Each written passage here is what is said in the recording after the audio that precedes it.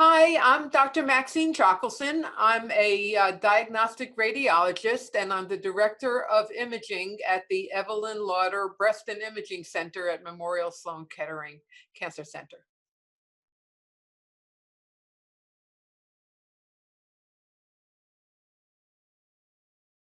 So breast ultrasound has multiple uses, and so I'd like to discuss the most common uses and show some examples.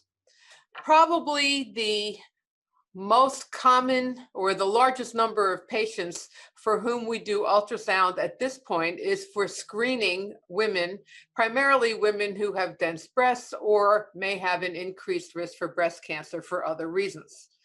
Multiple studies have demonstrated that by adding a screening ultrasound to a normal mammogram, you may pick up anywhere from 3.5 to 4 additional cancers per 1,000 patients.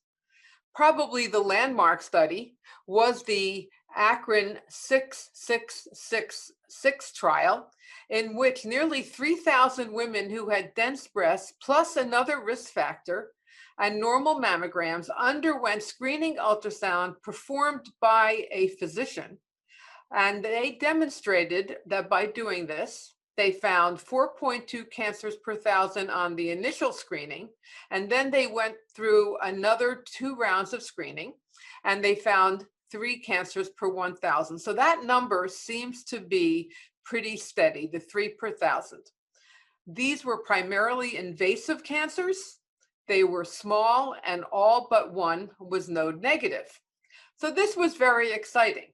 However, in the process of doing all these screening ultrasounds, there were a lot of false positives. 8% of women received a recommendation for a biopsy and 9% short-term follow-up. So 17% of these patients had something else to do. And of the biopsies that were performed, 92% of them were benign. So ultrasound does find some additional cancers, but at the cost of a lot of false positives. The other problem was at the end of this study, so this study was 2 years and 3 rounds of screening, 612 women were offered an MRI. 16 of them had breast cancer. And this was in the face of a normal mammogram and a normal ultrasound for 2 years. The cancer detection rate, therefore, was 15 per 1,000. 9 of these cancers were only seen on MRI, even when you went back to try to find it on ultrasound or mammography. These were also invasive, therefore really important cancers to find. And it tells us that mammography plus screening ultrasound may give us a false sense of security. More recently, a large study looked at average risk women who don't have dense breasts to see if there was any value in doing screening ultrasound in those women. Adding ultrasound to tomosynthesis, it detected an additional 3.2 per 1,000 cancers in women who had dense breasts, but in women who did not have dense breasts, there were no additional cancers detected.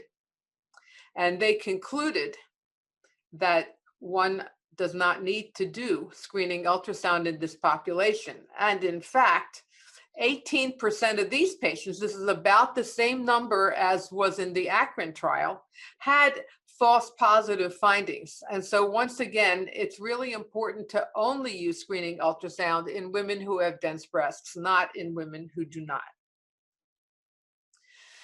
Ultrasound is then also used in the diagnostic setting. It's used to work up patients who have abnormal mammograms or palpable abnormalities. For example, in this patient, you can see that there is a triangular marker denoting an area of a palpable mass in the upper outer quadrant of the right breast. And there is also an area of architectural distortion on the mammogram and a second area inferior to the palpable abnormality. So in most practices, once we have found these abnormalities, the next thing we do is an ultrasound.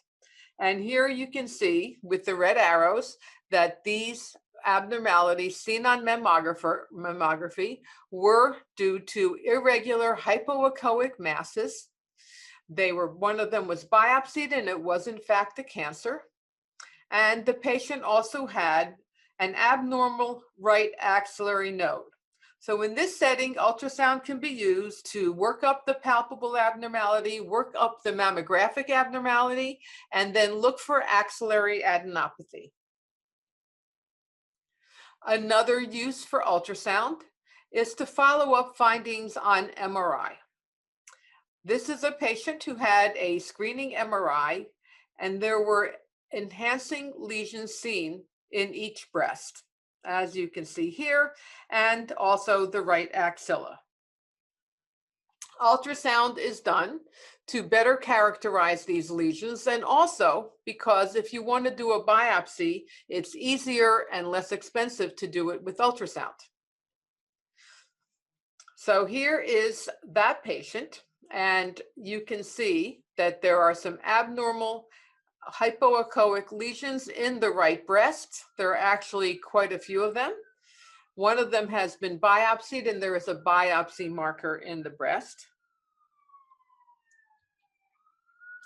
And as I've said, the utility of ultrasound in the setting of abnormal masses is also to do ultrasound guided biopsies.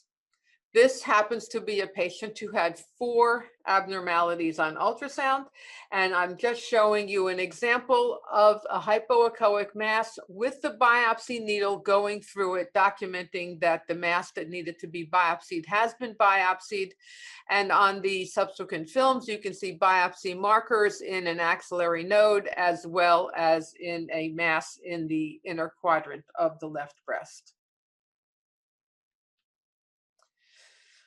And here is an example of the biopsy of the axillary node. So in conclusion, ultrasound is a technique that has multiple uses. It is a nice technology because it doesn't expose patients to radiation. It is fairly inexpensive, and it's fairly available for large numbers of women.